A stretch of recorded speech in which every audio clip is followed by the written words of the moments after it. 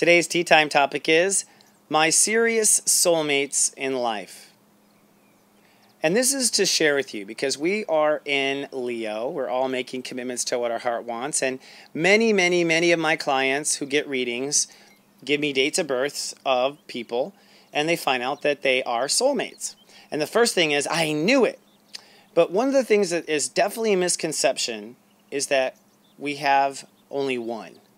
In fact, I think we only have one twin flame maybe, and I've had a segment about that before. That twin flame may be a twin sister, twin lover, twin neighbor. Like, they don't necessarily show up as passionate flame, and that is pretty much your equal on the other side.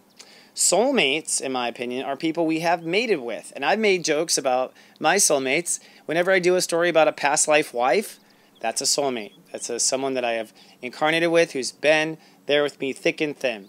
So the hard part with soulmates is that when you first meet them, you feel so much love and you feel so much connection to them, and it's like you've known them your whole life.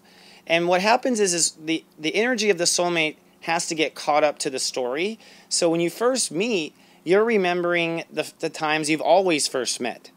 And you're remembering the times you always fell in love. And you're remembering the times you always did that.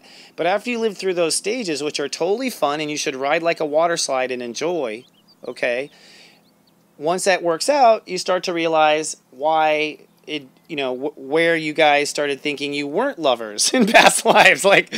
Or basically you get to where the relationship left off. So if the relationship left off to where you were old farts that lived till the end and loved each other, but frankly by age 70 were like, I've had enough, then I found that the soulmate relationship in this life will end up to where very quickly, as fast as it was amazing passionate, the passion goes away.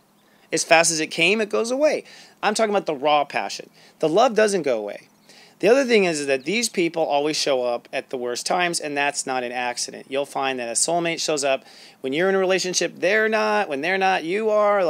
There might have been a moment when you could kind of consummate, but then from that point on, it's always can never hook up, and that is the point too.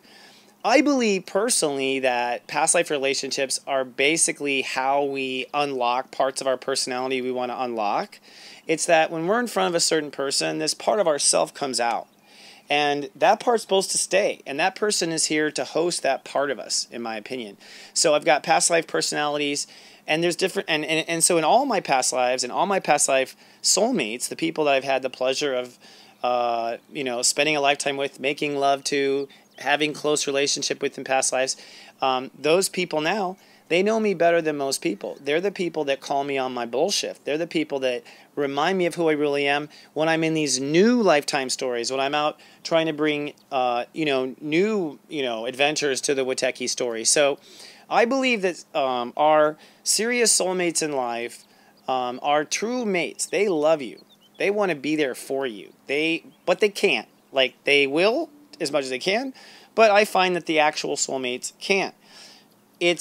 Now, sometimes people are meant to pick up a soulmate. Now, I don't want to hasty generalize. I want you to know too that when I do readings, a lot of times soulmates were together and then the king killed them both, and so they both never got to hook up. So a lot of times you do have soulmate situations that were interrupted and they want to continue. So I'm not saying you're not supposed to be with a soulmate. I'm saying you've been with them before. And I say that once it awakens, you need to ask yourself, okay, what's it going to be in this life? And what's it going to be moving forward? I'll find too that and I think everyone knows this, but I think soulmates come in all sorts of forms. A lot of times, I'll just tell you, psychically, when I do readings for people, their children now were soulmates and lovers way in the past. So it's a lot of times soulmates end up becoming the children you have.